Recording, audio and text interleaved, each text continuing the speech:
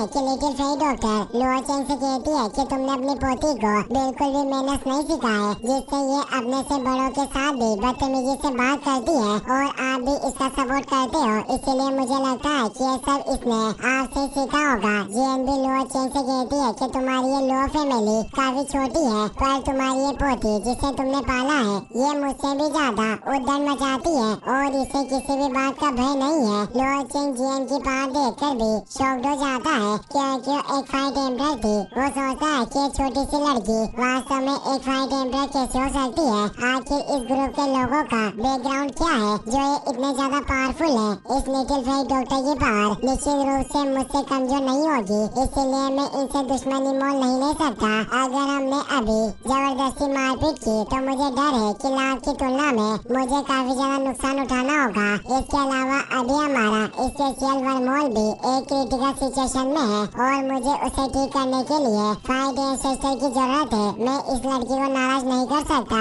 और वो विनम्रता पूर्वक लिटिल फेरी डॉक्टर से कहता है क्या जो कुछ भी हुआ उसे भूल जाओ, आज का मामला महज एक गलतफहमी थी। और वो अपने सैनिकों को कहता है कि छोटे शैतान को वापस महल में ले जाओ। जाओ ये सुनकर जल्दी से खड़ी हो जाती है और कहती है कि मैं वापस नहीं जाऊंगी और इस लड़की को इसके कर्मों की सजा आपको देनी होगी। लोअर चेंग गुस्से में उसे चुप रहने को कहते हैं। सैनिक जल्दी से जाओ को पकड़कर वहाँ से ले जाते हैं। शहर के लोग भी ये देखकर हैरान होते हैं क्योंकि आज से पहले कभी भी लोअर चेंग ने अपनी पोती के साथ ऐसा व्यवहार नहीं किया था। जोयान लिटिल फेरी डॉक्टर को वहाँ से चलने को कहता है तो नीचे आ जाती है और जोयान अपने सभी साथियों के साथ वहाँ से निकलने लगता है। लोअर चेंग भी नीचे आ जाता है और लिटिल फेरी डॉक्टर से कहता है कि यंग लेडी क्या आप एक पल के लिए मेरी बात सुनने के लिए रुक सकती हो। वो सभी रुक जाते हैं। लोअर चेंग कहता है कि अगर मेरी बुरी आंखों ने गलत अनुमान नहीं लगाया तो आप सभी लोग का होराइजन सिटी में आने का मकसद स्पेशल मॉल से ट्रेवल करना होगा। जोयान लिटिल फेरी डॉक्टर की तरफ देखने लगता है और वो भी समझ जाते हैं कि बुरा जरूर हमसे कोई डील करना चाहता है। लोअर चेंग कहता है कि इस बार स्पेशल मॉल में एक बहुत बड़ी प्रॉब्लम आ गई और उसे ठीक करने के लिए कई सारे फाइट एंसेस्टर को एक साथ काम करने की जरूरत है, इसीलिए मैं आपको मदद करने के लिए अपनी फैमिली में इनवाइट करना चाहता हूँ। लिटिल फेरी डॉक्टर जोयान की तरफ देखने लगती है क्योंकि जोयान ही इसका फैसला कर सकता था। जोयान कहता है कि इसके लिए हमें क्या रिवार्ड मिलेगा। लोअर चेंग इससे हैरान होता है और सोचता है कि इस टीम का लीडर ये फाइट एम्परर वाला लड़का निकला। लोअर चेंग जोयान से कहता है कि जैसे स्पेशल मॉल की मरम्मत का पूरा काम हो जाएगा तब आप सभी लोग फ्री में उस स्पेशल मॉल में प्रवेश कर पाओगे, जिससे आपकी ट्रिप वेस्ट नहीं होगी। जोयान समझ जाता है कि बूढ़ा हमें बेवकूफ समझ रहा है। वो मुस्कुराने लगता है और अपने साथियों के साथ आगे बढ़ने लगता है। लोअर चेंग सोचता है कि लड़का काफी चालाक है। वो जोयान को रोकते हुए कहता है कि तुम्हें पता ही होगा कि 1000 मील के दायरे में कोई और दूसरा स्पेशल मॉल नहीं है। जोयान अभी भी नहीं रुकता। लोअर चेंग निराश हो जाता है और सोचता है कि लड़का मेरी चाल में नहीं फंसेगा और वो कहता है कि अगर ये यंग लेडी स्पेशल मॉल की मरम्मत करने में मेरी मदद करने में सक्षम होगी तो मैं तुम लोगों को एक रैंक 7 का मोस्टर कोड इनाम के तौर पर दूंगा। जोयान ये सुनकर रुक जाता है और लिटिल फेरी डॉक्टर की तरफ देखकर सोचता है कि मुझे लिटिल फेरी डॉक्टर की वाइफुल पॉइजन बॉडी को ठीक करने के लिए पॉइजन पिल मेथड को रिफाइन करना है, जिसके लिए रैंक 7 के स्काई ड्रैगन स्कॉर्पियन बिस्ट के मोस्टर कोड की जरूरत है। वो लोअर चेंग से कहता है कि क्या आपके पास रैंक 7 के sky poison dragon scorpion beast का मोस्टर कोड है। ये सुनकर लिटिल फेरी डॉक्टर चौंक जाती है और सोचती है कि जोयान मेरी बहुत परवाह करता है, जो अभी भी मेरी वाइफुल पॉइजन बॉडी को ठीक करने के लिए सभी इंग्रेडिएंट को इकट्ठा करना चाहता है। लोअर चेंग कहता है कि sky poison dragon scorpion beast एक एशियन एक्सोटिक बिस्ट है, इसलिए ये काफी ज्यादा दुर्लभ है। मेरे पास वास्तव में अभी कोई रैंक 7 का sky poison dragon scorpion beast monster code नहीं है। जोयान इससे निराश होता है तो लोअर चेंग कहता है कि मेरी फैमिली में एक रैंक 6 के स्कॉर्पियन बिस्ट का मोस्टर कोड है, क्या तुम इसे स्वीकार कर सकते हो। जोयान कहता है कि आपकी डील हमारी शर्तों को पूरा नहीं करती, फिर भी हम इस रैंक 6 के मोस्टर कोड को स्वीकार कर सकते हैं। लोअर चेंग इससे खुश होता है। जोयान लिटिल फेरी डॉक्टर से कहता है कि इस रैंक 6 के मोस्टर कोड के साथ हम रैंक 7 के मोस्टर कोड को भी हासिल करने का कोई ना कोई तरीका जरूर ढूंढ लेंगे। और अगर हमें रैंक 7 का मोस्टर कोड नहीं मिला तो चाहे ये रैंक 6 का मोस्टर कोड कितना भी खराब क्यों ना हो, पर हम इसे बैकअप प्लान के रूप में इस्तेमाल कर सकते हैं। लिटिल फेट डॉक्टर जियोयान की बात से एग्री करती है और लुओ चेंग की मदद करने के लिए तैयार हो जाती है। लुओ चेंग हंसने लगता है और कहता है कि तुम लोग मेरे साथ आओ, मैं इस यंग पॉइजन लेडी की पावर के साथ आज निश्चित रूप से स्पेस वर्महोल को ठीक कर पाऊंगा। अब हम स्पेस वर्महोल के कंट्रोल ग्राउंड का सीन देखते हैं, जहाँ लुओ चेंग जियोयान और उसके साथियों को ले आता है और उन्हें बताता है कि ये जगह उस स्पेस वर्महोल के फॉर्मेशन का प्लेटफॉर्म है जिससे हम इस स्पेस वर्महोल को कंट्रोल कर सकते हैं। जियोयान देखता है कि वो जगह काफी बड़ी है, वहाँ पहले से ही 2 एल्डर मौजूद थे। वो जियोयान और लिटिल फेट डॉक्टर को बताते हैं कि दोनों हान फैमिली के 2 एल्डर हैं जो हजारों मील तक काफी फेमस है। मैंने इन दोनों को स्पेस वर्महोल को रिपेयर करने के लिए यहाँ इन्वाइट किया है और हान फैमिली के दोनों एल्डर से भी कहते हैं कि ये छोटे दोस्त भी हेल्पर है जिन्हें मैंने मदद के लिए इन्वाइट किया है। हान मु बहुत ही रूडली तरीके से कहता है कि बच्चे हमारे लिए कैसे मददगार हो सकते हैं। जेन उन्हें चिढ़ाते हुए कहती है कि तुम लोग सिर्फ फाइट एंसेस्टर के अर्ली स्टेज में पहुंच गए हो, फिर भी तुम्हें अपनी पावर का काफी घमंड है और इतनी एरोगेंटली तरीके से हमसे बात कर रहे हो। हान से इससे गुस्सा होता है और कहता है कि छोटा पिल्ला कहाँ से आया है जो इतना ज्यादा बोल रहा है। जेन उनसे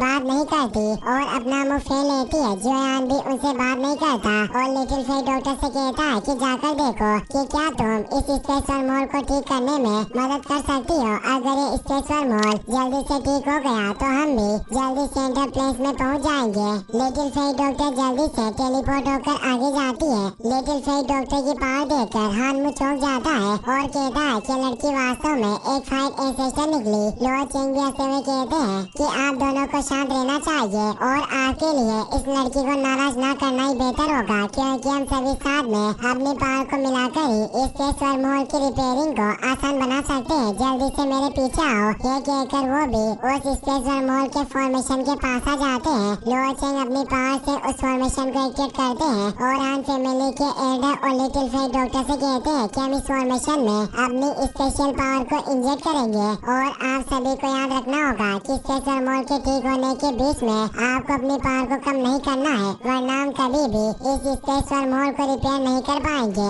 एल्डर हान से कहता है कि तुम हमारी चिंता मत करो, तुम बस इस नौजवान लड़की की चिंता करो। मुझे लगता है कि लड़की हम सब में से एक कमजोर कड़ी है जो हमारे लिए मुसीबत खड़ी करेगी। लुओ चेंग उनके इस बर्ताव से निराश होते हैं क्योंकि 1 स्टार फाइट एंसेस्टर होने के बावजूद भी अपनी पावर को काफी ज्यादा मानते थे। लुओ चेंग अब कहते हैं कि हमें अपनी पावर को इंजेक्ट करना शुरू करना होगा और वो फॉर्मेशन के एक क्रिस्टल में अपनी पावर को डालने लगते हैं। तो हान फैमिली के एल्डर भी अपनी पावर को उस क्रिस्टल में इंजेक्ट करते हैं। लिटिल फेट डॉक्टर भी अपनी पावर को एक क्रिस्टल में डालती है। उन चारों की पावर सेंटर के क्रिस्टल में जाकर मिक्स होने लगती है और उस एनर्जी की वजह से वहाँ एक पावरफुल फॉर्मेशन एक्टिवेट हो जाता है, जिसे देखकर जिनलान और जियन के साथ साथ जियोयान भी हैरान हो जाता है क्योंकि इस फॉर्मेशन में से तेज एनर्जी निकल रही थी। अब वो सभी अपने दोनों हाथों से उस फॉर्मेशन में एनर्जी को डालने लग जाते हैं, पर लिटिल फेट डॉक्टर की पावर इतनी ज्यादा थी कि वो अपने एक हाथ से ही उस क्रिस्टल में एनर्जी डाल रही थी। मेन क्रिस्टल से फॉर्मेशन में काफी तेज एनर्जी इकट्ठा होने लगती है, जिससे वो फॉर्मेशन पूरी तरीके से वापस रिपेयर होने लगता है। पर स्पेस वर्महोल के वापस से एक्टिवेट होने के लिए अभी और भी एनर्जी की जरूरत थी। लुओ चेंग और ज्यादा एनर्जी को क्रिस्टल के अंदर डालने लगते हैं। वो देखते हैं कि लिटिल फेट डॉक्टर पर इस फॉर्मेशन से बिल्कुल भी दबाव नहीं पड़ रहा है और वो अपने सिर्फ एक हाथ से ही पर्याप्त एनर्जी को क्रिस्टल में डाल रही है। वहीं उन दोनों हान फैमिली के एल्डर को फॉर्मेशन के एनर्जी के सेट करने की वजह से काफी तकलीफ हो रही थी और वो कमजोर पड़ने लग गए थे। हान मु लुओ चेंग से कहता है कि तुम्हारा ये बेकार स्पेस वर्महोल कितने देर में ठीक होगा, हम ज्यादा देर तक एनर्जी को इसमें डाल नहीं पाएंगे। लुओ चेंग उन दोनों एल्डर से कहते हैं कि तुम थोड़ी देर और ऐसे ही कोशिश करो, जल्दी ये फॉर्मेशन पूरी तरीके से कंप्लीट हो जाएगा, बस तुम अपनी पावर में बिल्कुल भी कमी मत करना। हान कहता है कि अगर हम ऐसे ही जारी रखेंगे तो तुमने हमें जिस चीज के देने का वादा किया गया था वो तुम्हें दुगनी मात्रा में हमें देनी होगी। हान जी अपने भाई से कहता है कि अगर हम इसी तरह अपनी पावर को इस फॉर्मेशन के अंदर डालते रहे तो मुझे डर है कि हमारे एसेस को नुकसान पहुंचाएगा और जो इनाम हमें लुओचेंग देने वाला है उसके बदले में मुझे नहीं लगता कि हमें अपने शरीर पर इतना ज्यादा दबाव डालना चाहिए। इसीलिए हमें अपनी आउटपुट एनर्जी को कम करना होगा ताकि हमारी बॉडी पर इसका गहरा इफेक्ट ना पड़े और वो दोनों एयर क्रिस्टल में जाने वाली अपनी एनर्जी को कम करने लगते हैं। लुओचेंग को इसका पता चल जाता है और वो गुस्से में उन दोनों से कहते हैं कि तुम दोनों का इससे क्या मतलब है, क्या तुम हमारी डील को भूल रहे हो। एल्डर हान मुंह नाटक करते हुए कहता है कि लुओचेंग हम दोनों भाई सचमुच काफी कमजोर हो चुके हैं। लुओचेंग कहता है कि क्या तुम नहीं जानते अगर इस फॉर्मेशन ने एक बार संतुलन खो दिया तो सब कुछ बर्बाद हो जाएगा। तभी इस फॉर्मेशन के क्रिस्टल एनर्जी के बैलेंस न होने की वजह से क्रैक होने लगते हैं जिससे हानमू और हानचे काफी दूर जाकर गिरते हैं और वो फॉर्मेशन भी वापस से डिएक्टिवेट होने लगता है। ये देखकर लुओचेंग परेशान होते हैं क्योंकि अगर एक बार ये फॉर्मेशन बर्बाद हो गया तो फिर कभी भी इससे सरमोल पर कंट्रोल नहीं कर पाएंगे। वो अपनी काफी ज्यादा एनर्जी को उस फॉर्मेशन क्रिस्टल में डालने लगते हैं पर उनका क्रिस्टल भी क्रैक होने लगता है। लिटिल फेई डॉक्टर का भी क्रिस्टल क्रैक हो रहा था जिससे वो पीछे हट जाती है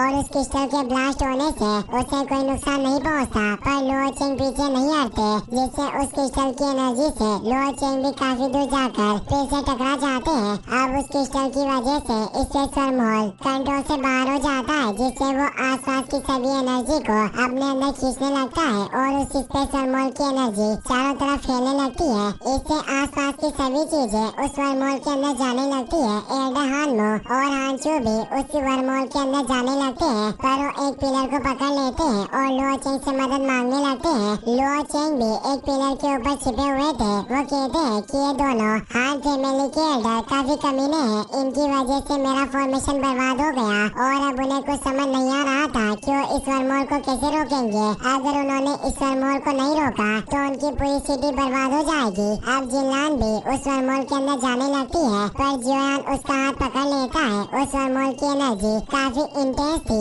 जिससे जियोयान भी उसके अंदर जाने लगता है। जियन जियोयान का हाथ पकड़ लेती है और उसे वर्महोल में जाने से रोकने लगती है पर वो तीनों मिलकर भी उस स्पेस एनर्जी का सामना नहीं कर पाते और वो तीनों उस स्पेस वर्महोल के अंदर जाने लगते हैं। वो लिटिल फेई डॉक्टर के आगे से होते हुए उस वर्महोल के अंदर जा रहे थे। लिटिल फेई डॉक्टर काफी परेशान हो जाती है, उसे जियोयान की काफी फिक्र होती है। वो देखती है कि स्पेस वर्महोल को कंट्रोल करने वाला फॉर्मेशन पूरी तरीके से टूट गया और सेंटर क्रिस्टल में भी एक वर्महोल बन गया था, इसीलिए वो उस वर्महोल में अपनी एनर्जी को इंजेक्ट करके उसे कंट्रोल करने लगती है जिससे वो वापस से वहाँ फॉर्मेशन को क्रिएट कर देती है। जियोयान अभी भी जिनलान और जियन के साथ तेजी से वर्महोल के अंदर खींचा चला जा रहा था। वो अपनी 3000 लाइटनिंग टेक्निक और बोन विंग्स की मदद से जिनलान और जियन को बचाकर वापस आने की कोशिश कर रहा था पर वो स्पेस एनर्जी बार बार उसे अंदर खींच रही थी पर जियोयान भी हार नहीं मानता और लगातार आगे आता रहता है।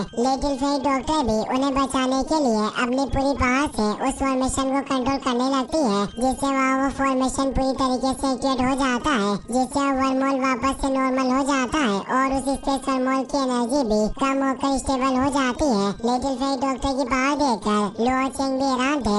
अब सब कुछ वापस नॉर्मल हो गया था। वो हान फैमिली के एल्डर भी काफी कमजोर हो चुके थे। लिटिल फेई डॉक्टर की वजह से वो वर्महोल भी अब पूरी तरीके से ठीक हो चुका था क्योंकि उसने फॉर्मेशन को अकेले ही पूरा रिपेयर कर दिया था। जियोयान भी जिनलान और जियन के साथ उस ग्राउंड में आ जाता है। लिटिल फेई डॉक्टर उन्हें देखकर खुश होती है। लुओचेंग भी खुश था कि उसका स्पेस वर्महोल पूरी तरीके से ठीक हो गया। फिर हम कुछ देर बाद का सीन देखते हैं। लुओचेंग लिटिल फेई डॉक्टर को थैंक्स कहते हैं कि तुमने हमारे फॉर्मेशन को बचा लिया, वरना हम कभी भी उस स्पेस वर्महोल को कंट्रोल नहीं कर पाते। मैं तुम्हारे इस एहसान को हमेशा याद रखूंगा। और अब वो अपने पास से एक बॉक्स को बाहर निकालते हैं जिसमें लेवल 6 का sky poison dragon scorpion monster core था। वो जियोयान को उसे देकर कहते हैं कि मैंने वादे के मुताबिक तुम्हारे लिए इस poison dragon scorpion monster core को पहले ही तैयार कर लिया था। जियोयान उसे खोल कर देखता है और उसमें वाकई लेवल 6 का मॉन्स्टर कोर था। जियोयान इससे खुश होता है। लुओचेंग लिटिल फेई डॉक्टर के काम से काफी खुश थे,